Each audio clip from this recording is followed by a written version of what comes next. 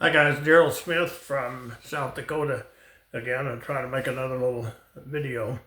First of all, I'd like to make a correction. Yesterday, or the last time I made a video, it talked about crossing the Pacific Ocean in a single engine, single seat jet.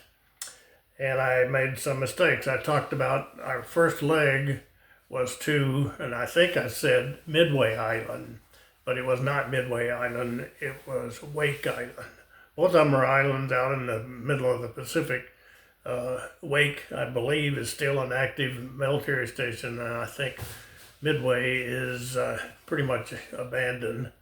I just did a little bit of research and knew about it already, but there are millions of birds that go to Midway each year for their nesting process. And also during World War II, a huge naval battle was fought in the area of Midway. But that flight I was talking about and describing was to Wake Island.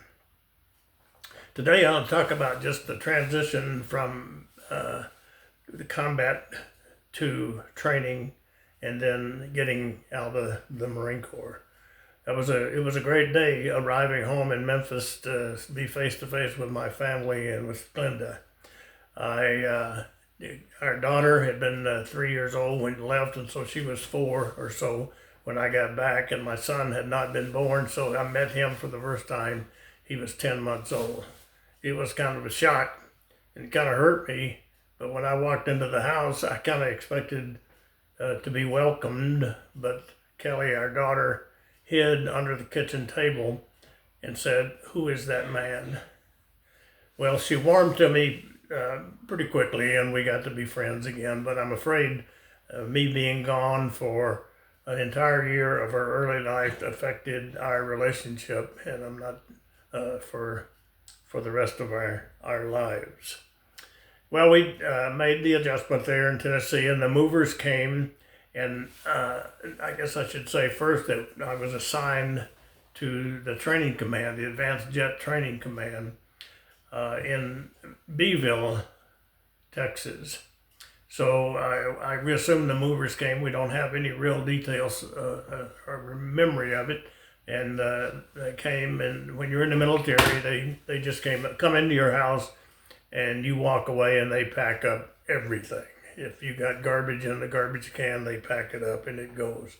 Anyway, they probably came into our house, and we didn't have much belongings, but they took it off to Beeville. We ended up with a house down there in a little neighborhood on the kind of the south eastern side of the city of Beeville.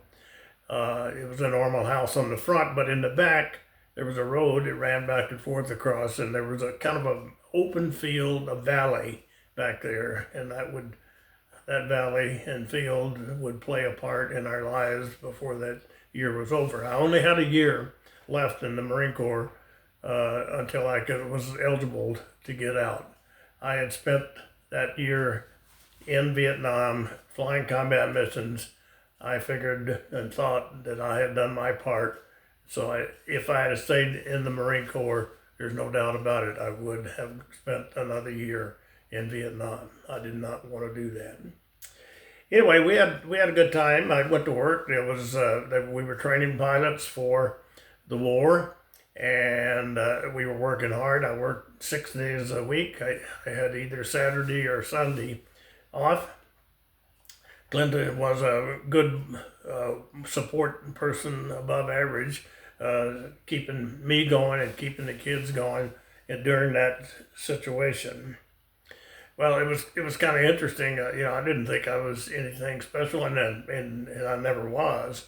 But I had spent a year in combat. I was a combat veteran, and these kids, I wasn't much older than them, but these kids thought we were kind of heroes or something, that we were had been there and seen it and done used our aircraft for what it was actually designed for.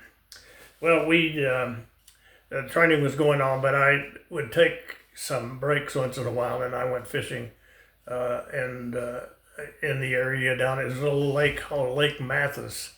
And I can remember that I finally got Glenda to go along with me to show her what I was actually doing. And that particular day, we decided to try to fish for catfish. So we had a boat. The Marine Corps furnished that for us, or the Navy furnished that to us, and didn't have to go very far in the boat, paddle out a few yards.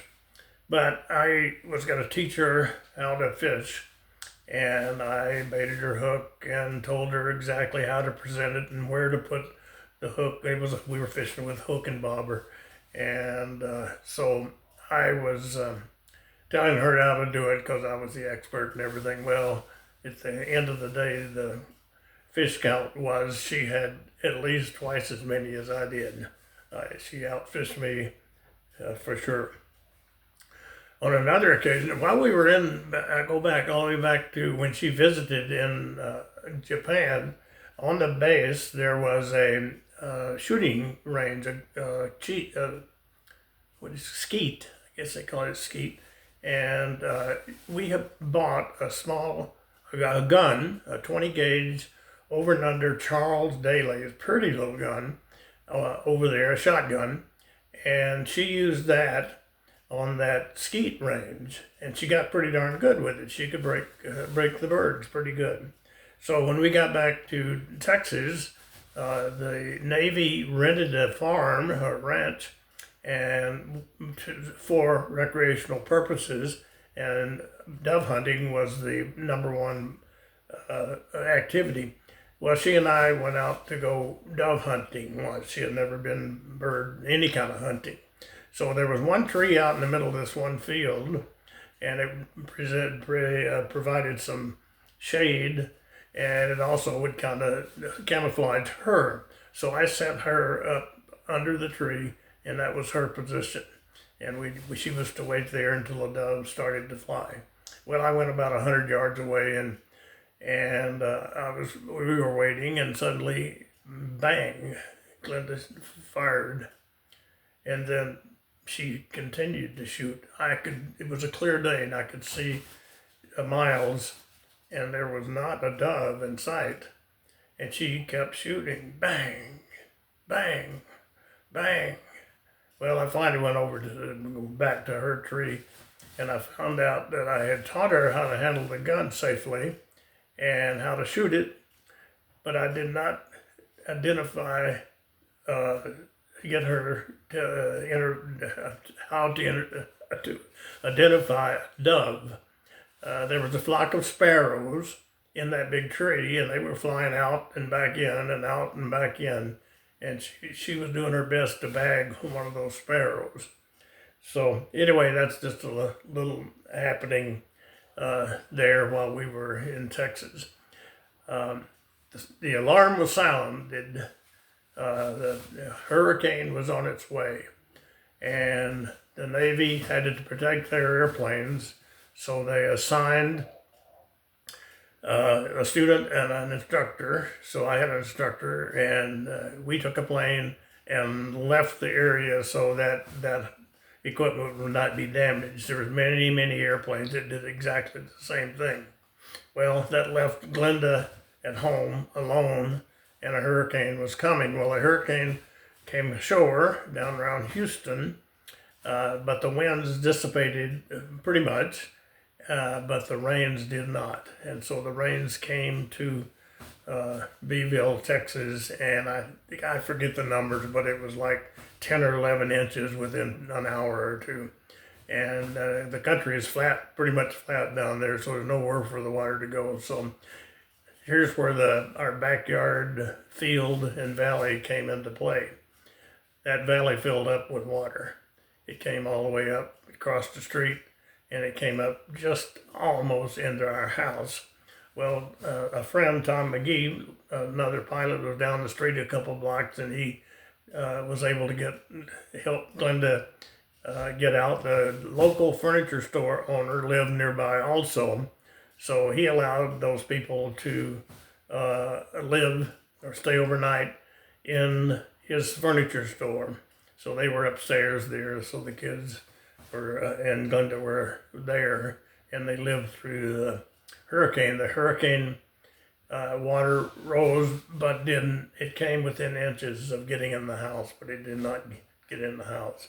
So that's one of the, I guess, one of the exciting things that happened in Texas.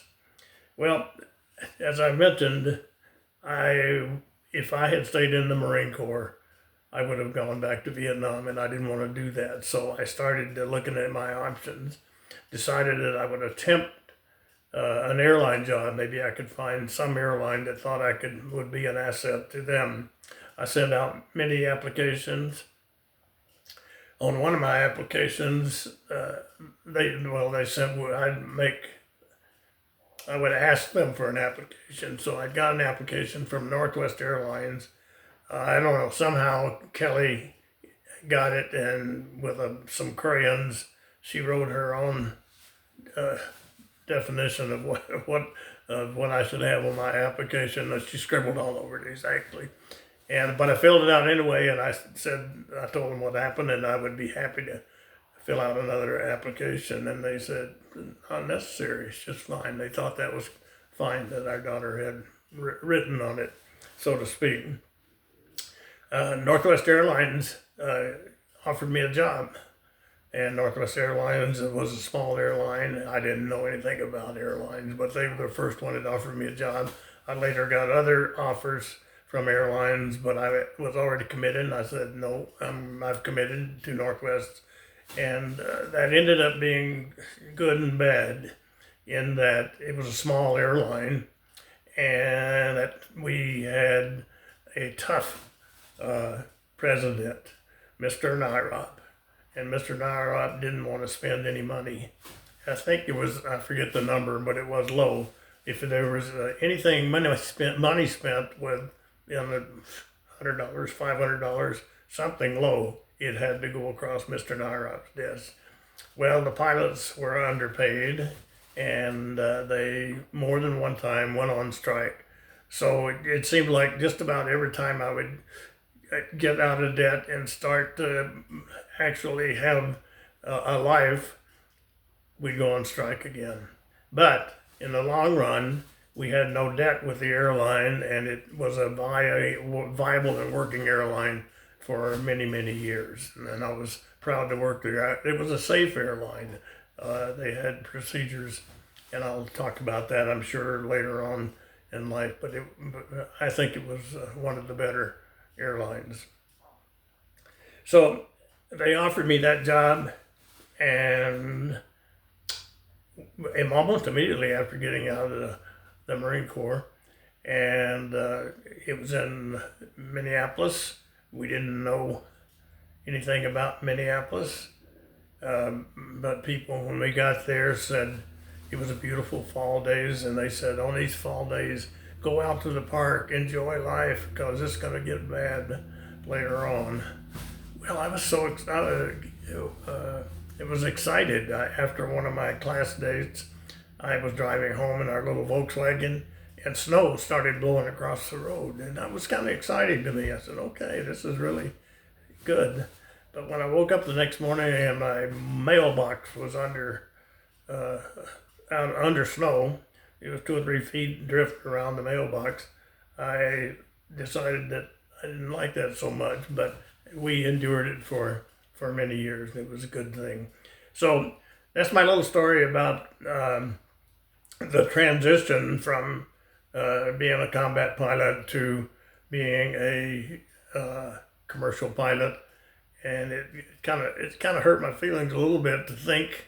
I guess hurt my feelings is not the word, but it was a factor that I'd been in the plane that you go flying, you'd be upside down and all over and turning and yanking and banking, and with the airline it was straight ahead flying smooth. No more than 30-degree turn with passengers on board. So it was a big transition. So that's my little story for today. Let's look today. I think I've done about 30 stories, and I believe I have 40, 50 60 more that I can tell you. So I've got to get going because I am 86 years old and I'm not getting any younger. So thank you for listening. Bye bye.